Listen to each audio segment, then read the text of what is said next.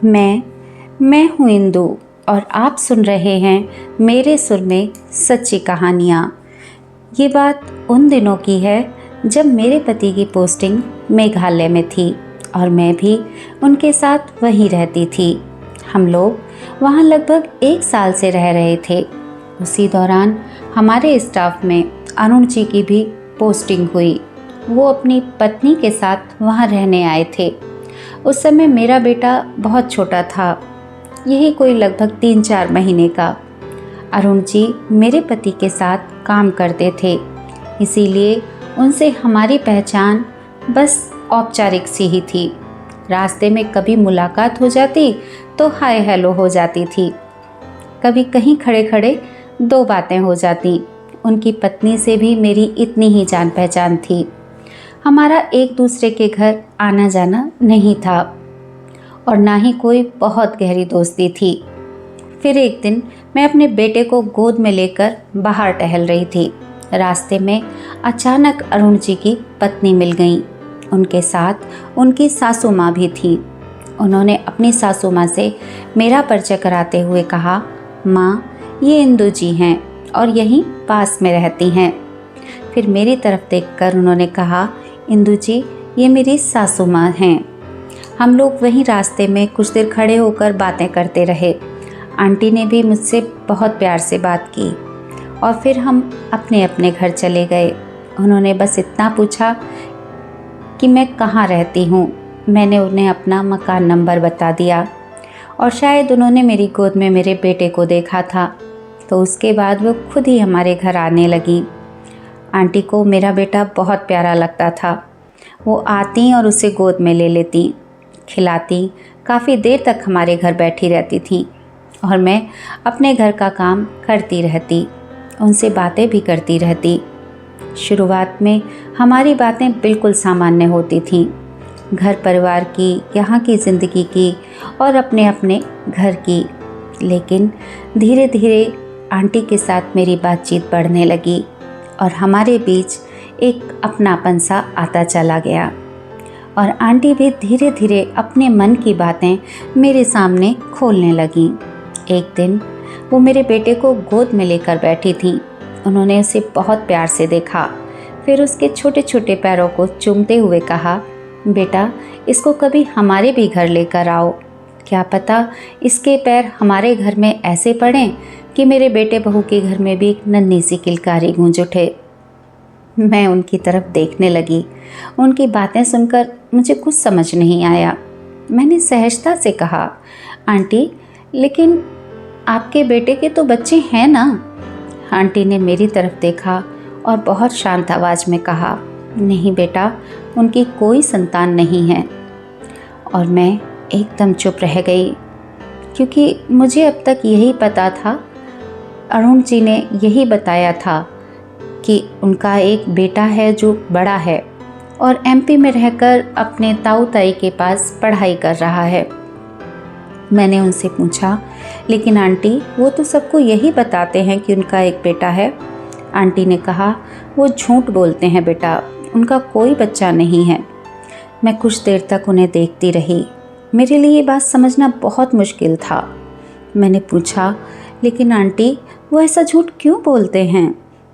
Aunty ने बहुत सहजता से कहा, बिना बच्चों के उनको कोई पूछेगा नहीं, इसीलिए कहते हैं कि उनका एक बेटा है।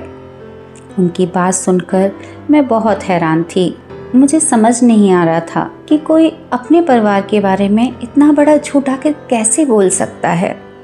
फिर मैंने उनसे पूछा, आंटी अगर बच्चा नहीं है तो फिर इलाज क्यों नहीं करवाते? आंटी ने बताया, एक बार इलाज के लिए गए थे।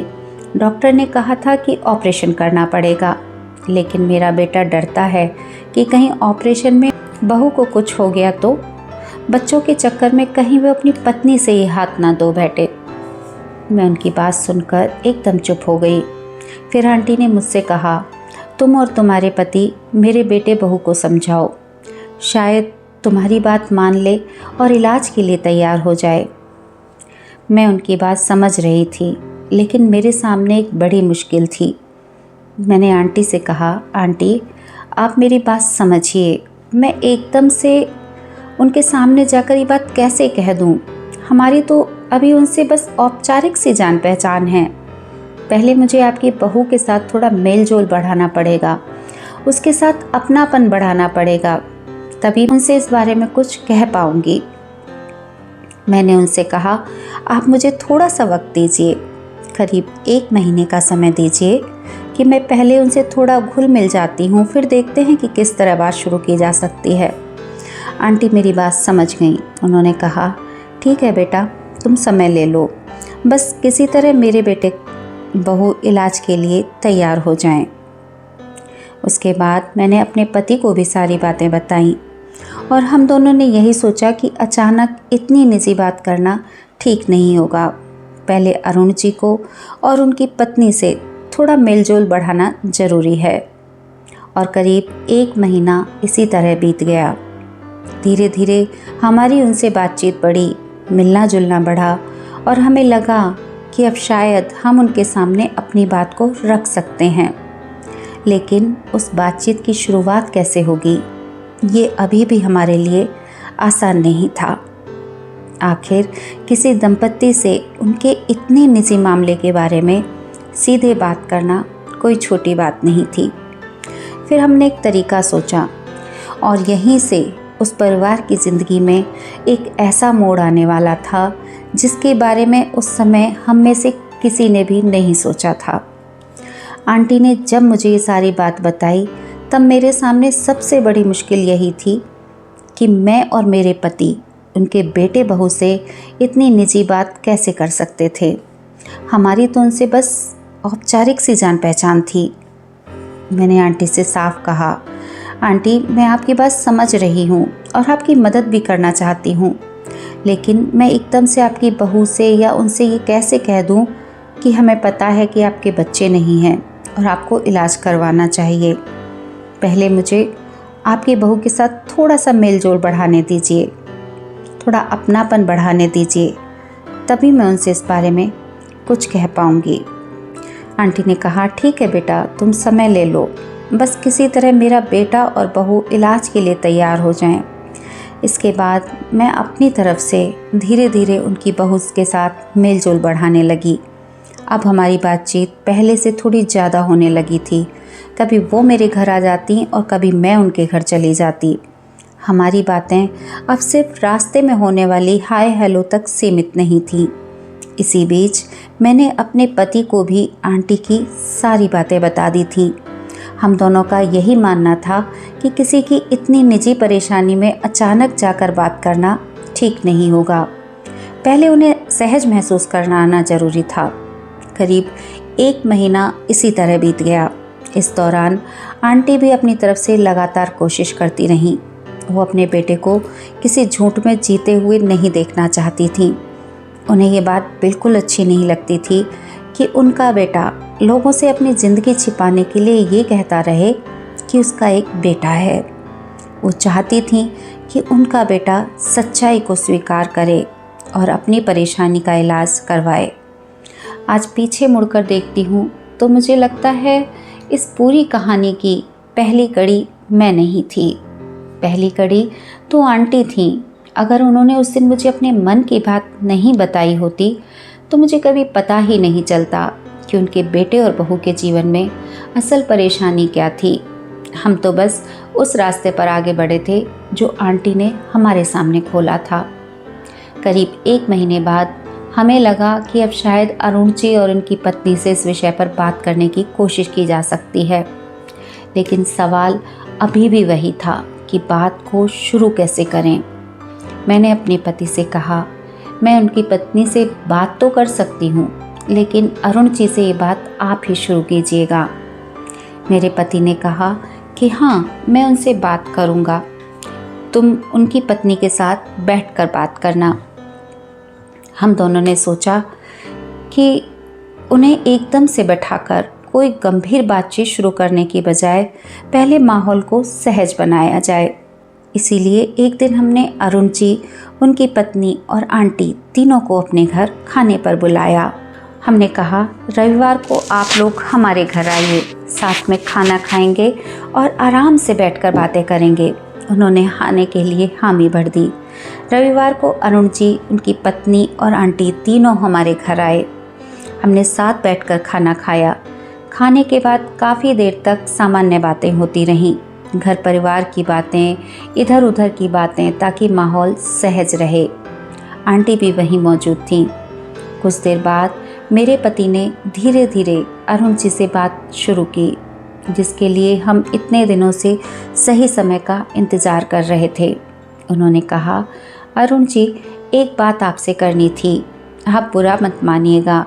आंटी ने हमसे कुछ बात की है और उनका कहना था कि हम आपसे इस बारे में बातें करें। अरुण जी ने अपनी माँ की तरफ देखा।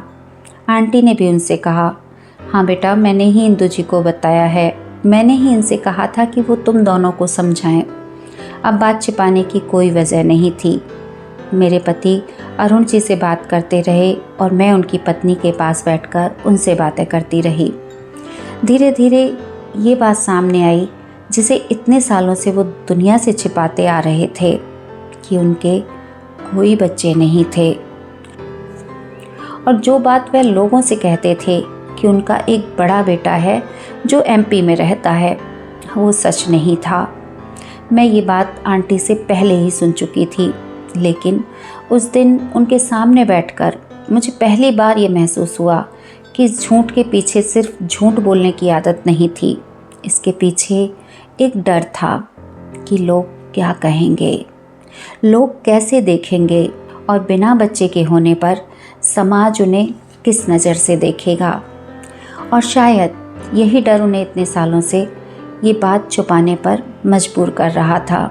मेरे पति ने अरुण जी को समझाया, देखिए, बच्चा होना या ना होना किसी के हाथ में नहीं होता, लेकिन अगर इलाज की कोई संभावना है तो कम से कम एक बार अच्छे डॉक्टर की सलाह ज़रूर लेनी चाहिए।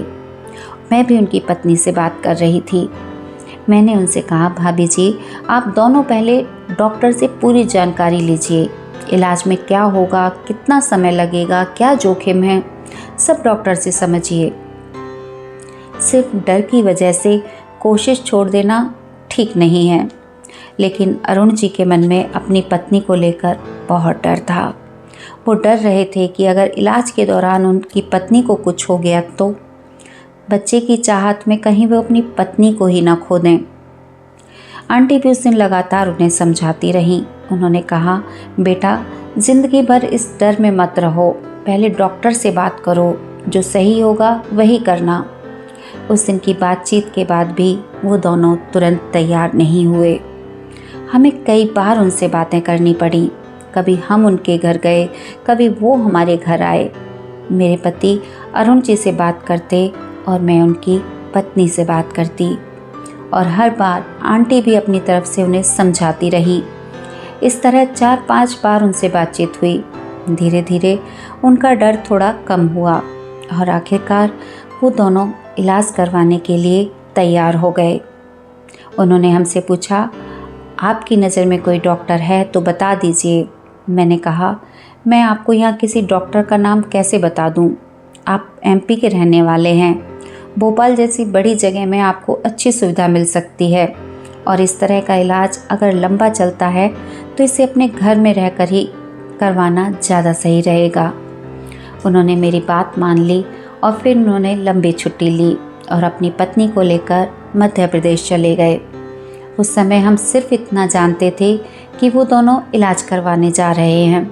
हमें बिल्कुल अंदाज़ा नहीं था कि वहाँ से लौटने वाली खबर सिर्फ उनके लिए नहीं, हम सबके लिए भी एक बहुत बड़ी खबर होने वाली है। लंबी छुट्टी लेकर अरुण जी अपनी पत्नी और माँ के साथ एमपी चले गए। वहाँ जाकर उनकी पत्नी का इलाज शुरू हुआ। उस समय हमें इलाज के बारे में ज़्यादा कुछ पता नहीं था, बस इतना मालूम था कि वो लोग डॉक्टर से सलाह लेकर आगे का ट्रीटमेंट ले रहे हैं। काफ़ी समय बीत गया, फिर अरुण जी को अपनी ड्यूटी पर वापस लौटना पड़ा, क्योंकि इतनी लंबी छुट्टी उनके लिए भी संभव नहीं थी। वो ड्यूटी ज्वाइन करके उसी दिन शाम को हमारे घर आए, लेकिन इस बार उनके चेहरे पर कुछ अलग ही बात थी। हाथ में मिठाई का डिब्बा था और साथ में मध्य प्रदेश की रतलामी भुजिया भी। मैंने उन्हें देखते ही पूछा, अरे वाह, आज क्या बात है, आज आप इतने खुश क्यों हैं भाई साहब? वो मुस्कुराते हुए बोले, भाभी जी, आज मैं आपको एक बहुत अच्छी खबर देने आया हूँ। उन्होंने मिठाई का डिब्बा आगे बढ़ाया और फिर अपनी जेब से कुछ तस्वीरें निकाली और हमें दिखाने लगे। उस समय आज की तरह मोबाइल पर वीडियो कॉल करके किसी को सब कुछ दिखा देना इतना आसान नहीं था, इसलिए वो अपनी पत्नी की कुछ तस्वीरें अपने साथ लेकर आए थे। उन्होंने हमें तस्वीरें दिखाई। उनकी पत्नी गर्भवती थी। मैं तस्वीर देखकर बहुत खुश हुई। मैंने उन्हें बधाई दी और कहा, अरे सच में बहुत बहुत बधाई हो आपको। और उनके चेहरे की खुशी देखते ही बन रही थी। वो बोले, भाभी जी, ये सब आपके और भाई साहब की वजह से हुआ है। अगर आप दोनों ने हमें इतना ना समझाया होता तो शायद हम कभी इलाज करवाने के लिए तैयार ही नहीं होते। मैंने उनसे कहा, नहीं अरुण जी, हमने तो बस आपको समझाया था, बाकी तो डॉक्टर ने इलाज किया है। जो होना था ऊपर वाले की कृपा से हुआ है। लेकिन वो तो मान ही नहीं रहे थे। वो बार बार यही कहते रहे कि अगर हम दोनों ने नहीं समझाते तो शायद वो इलाज करवाने के लिए तैयार ही नहीं होते, क्योंकि पिछले 17 साल हो चुके थे उनकी शादी को और वो आज तक कभी इलाज के लिए हिम्मत नहीं जुटा पाए। उन्होंने हमें बताया कि डॉक्टर ने कहा है कि उनकी पत्नी के एक नहीं बल्कि 3 बच्चे होने वाले हैं। मैंने हैरानी से पूछा, 3? वो हंसते हुए बोले, हाँ भाभी जी, 3। और अब उनकी खुशी का तो जैसे कोई ठिकाना ही नहीं था। जिस घर में इतने सालों से एक बच्चे की कमी थी और अब वहाँ एक साथ 3 बच्चों के आने की खबर थी। मैंने उन्हें फिर से बधाई दी। उस दिन वो काफ़ी देर तक हमारे साथ बैठे रहे और अपनी पत्नी की तस्वीरें दिखाते रहे और आने वाले बच्चों की बातें करते रहे। उनकी खुशी देखकर मुझे भी बहुत खुशी हुई और मेरे पति को भी। मन में बस यही था कि चलो, इतने सालों बाद आखिर उनके घर में अब वो खुशी आने वाली है जिसका वो इतने लंबे समय से इंतज़ार कर रहे थे। लेकिन बाहर की दुनिया को अभी भी पूरी सच्चाई नहीं मालूम थी। स्टाफ में इतने सालों से सबको यही बताया था उन्होंने कि उनका एक बेटा है जो एमपी में रहता है। इसलिए जब ये खबर फैलने लगी कि अरुण जी की पत्नी गर्भवती हैं तो कुछ लोगों को विश्वास ही नहीं हुआ, बल्कि कुछ महिलाएं तो मजाक भी करने लगीं। वो मुझसे कहती, मैडम, आपने फ़ोटो तो ठीक से देखी थी ना? मैं पूछती, क्यों? तो वो हंसकर कहती, कहीं ऐसा तो नहीं कि पेट दिखाने के लिए फ़ोटो स्पेशल एंगल से ली गई हो। उनकी बात सुनकर मुझे बिल्कुल अच्छा नहीं लगता था। मैं उन्हें समझाती थी कि ऐसा कुछ नहीं है, मैंने तस्वीरें खुद देखी हैं। लेकिन लोग उनकी पुरानी बातों के कारण उन पर विश्वास नहीं कर पा रहे थे। किसी को लगता था कि इतने सालों से जब वो एक बच्चे के होने के बाद झूठ बोलते रहे हैं तो अब ये नई बात भी शायद कोई कहानी ही हो। और मैं उन लोगों से बस यही कहती कि कुछ महीने रुक जाइए, जब बच्चे सामने आ जाएंगे तब तो आप सबको खुद विश्वास हो जाएगा। मुझे अंदर से पूरा भरोसा था कि इस बार जो बात कही जा रही है वो सच है, क्योंकि मैं उनकी पत्नी की तस्वीरें अपनी आँखों से देख चुकी थी। और सच कहूँ तो उस समय मुझे उनके पुराने झूठ से ज़्यादा उनकी आने वाली खुशी दिखाई दे रही थी। एक समय था जब वो लोगों से कहते थे कि उनका एक बेटा है। अब भगवान ने उन्हें सच में ये खुशी दी थी। मुझे कुछ अंदाज़ा नहीं था। कुछ महीने बाद उनकी कहानी और भी खूबसूरत मोड़ लेने वाली है। फिर एक दिन मेरे पति के ऑफिस में फ़ोन आया। जब वो शाम को घर लौटे तो उन्होंने मुझे बताया कि आज अरुण जी के घर से फ़ोन आया था, उनके बच्चे हो गए हैं। मैं ये सुनकर बहुत खुश हुई। मैंने कहा, सब ठीक है? उन्होंने कहा, हाँ, तीनों बच्चे और उनकी माँ बिल्कुल ठीक हैं। ये सुनकर मैंने भी मन ही मन भगवान को धन्यवाद दिया। कुछ समय पहले अरुण जी हमारे घर अपनी पत्नी की तस्वीरें लेकर आए थे और हमें बताया था कि उनके घर एक साथ 3 बच्चे आने वाले हैं और अब वो इंतज़ार ख़त्म हो चुका था। उनके 2 बेटे और 1 बेटी तीनों इस दुनिया में आ चुके थे। इतने सालों के बाद जिस घर में एक बच्चे की कमी को छुपाने के लिए झूठ का सहारा लिया गया था, उसी घर में अब एक साथ 3 बच्चों की किलकारियां गूंज रही थी। मुझे सच में बहुत खुशी हुई। जिन लोगों से मेरी जान पहचान थी और जिन्हें इस परिवार के बारे में पहले से पता था, मैंने उन्हें भी ये खुशखबरी बताई। मैंने कहा, अरुण जी के घर 3 बच्चे हुए हैं, 2 बेटे और 1 बेटी। लोगों ने भी सुनकर कहा, चलो अच्छा हुआ, इतने साल बाद उनके घर भी बच्चे आए, उनके घर भी खुशियाँ आईं। अब मुझे लगता था कि शायद उनके पुराने झूठ की बात भी धीरे धीरे पीछे छूट जाएगी, लेकिन अब उनके घर का सच सबके सामने था। करीब 6 महीने बाद अरुण जी अपनी पत्नी, 3 बच्चों और अपनी माँ के साथ वापस मेघालय आए। 3 बच्चे अभी सिर्फ 6 महीने के थे। एक साथ 3 छोटे बच्चों की देखभाल आसान नहीं थी, इसीलिए आंटी भी उनके साथ आई थीं ताकि अपनी बहू और बेटे की मदद कर सकें। उनके वापस आने के बाद उनके घर का पूरा माहौल ही बदल गया था। जिस परिवार के बारे में कभी लोग तरह तरह की बातें करते थे, अब उसी परिवार में 3 छोटे छोटे बच्चे खेल रहे थे। अरुण जी भी बहुत खुश रहते थे। वो तीनों बच्चों को लेकर बाहर निकलते, उन्हें घुमाते और बड़े प्यार से उनकी देखभाल करते। उनकी पत्नी के चेहरे पर भी अब एक अलग ही चमक थी और एक बात उन्होंने आज भी नहीं छोड़ी थी। जब भी वो मेरे बेटे को देखती, उसे बहुत प्यार करती। एक दिन उन्होंने मेरे बेटे के छोटे छोटे पैरों को अपने हाथों में ले लिया और उन्हें अपने माथे से लगा लिया। उनकी आंखों में खुशी थी। उन्होंने कहा, भाभी जी, याद है मैं कहा करती थी ना कि आपके बेटे के पैर हमारे घर में पड़े और हमारे घर में भी किलकारी गूंज उठे। मैं उनकी तरफ देखती रही।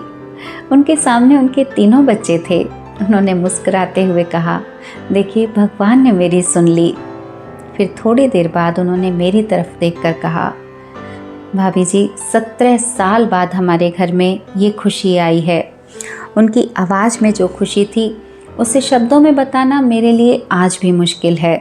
उन्होंने कहा, अगर उस समय आप और भैया हमें समझाते नहीं तो शायद हम आज भी डर के मारे इलाज के लिए तैयार ही नहीं होते।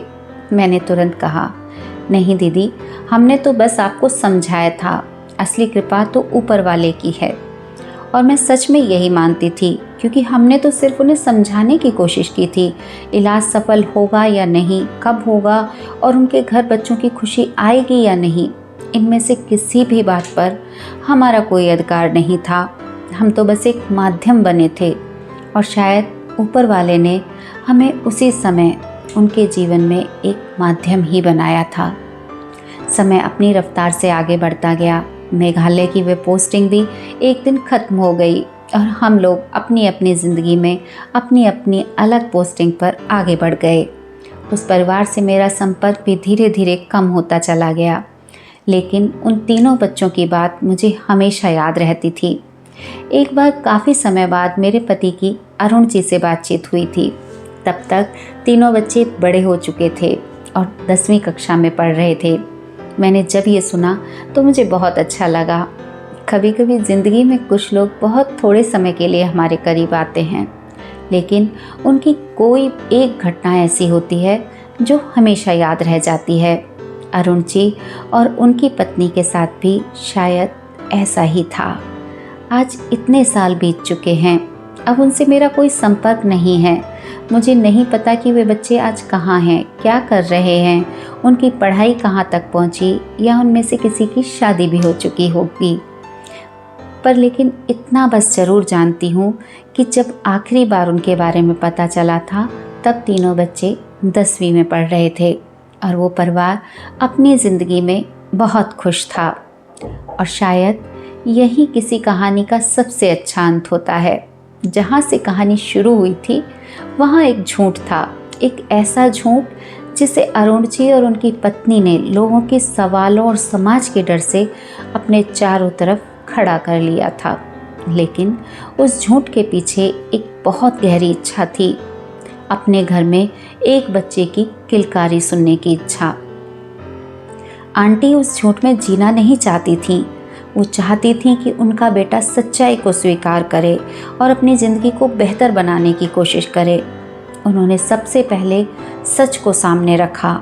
उन्होंने मुझे बताया, फिर मैंने और मेरे पति ने अपनी तरफ से जितना भी बन पड़ा उतना उन्हें समझाया। लेकिन आज पीछे मुड़कर देखती हूँ तो मुझे लगता है हमने उनके लिए आखिर किया ही क्या था। हमने तो बस कुछ बार बैठकर उनसे बातचीत ही तो की थी। इलाज डॉक्टर ने किया, फैसला अरुण जी और उनकी पत्नी ने किया, और उस इलाज का सफल होना भी हमारे हाथ में नहीं था। इसलिए वो लोग हमें अपनी खुशी का श्रेय देते थे तो मैं मन ही मन यही सोचती थी कि ये श्रेय हमारा नहीं है, हम तो सिर्फ एक माध्यम थे। शायद ऊपर वाला खुद किसी के घर जाकर खुशियाँ देने नहीं आता, वो किसी न किसी इंसान को माध्यम बनाता है। और शायद उस समय आंटी को मेरे सामने अपनी बात कहने के लिए भी उसी ने भेजा था। शायद उस परिवार से उतना करीब आने की वजह भी उसी ने बनाई थी। और शायद मेरे और मेरे पति के मुंह से निकली कुछ बातें भी उसी रास्ते का हिस्सा थीं। क्योंकि सोचिए, जिस परिवार ने 17 साल तक लोगों से एक बच्चे की मौजूदगी का झूठ बोला था, उसी परिवार में कुछ समय बाद सच में 3 बच्चे थे, 2 बेटे और 1 बेटी। और यही वजह है कि जब भी मुझे उस परिवार की याद आती है ना, मुझे उनका पुराना झूठ याद नहीं आता।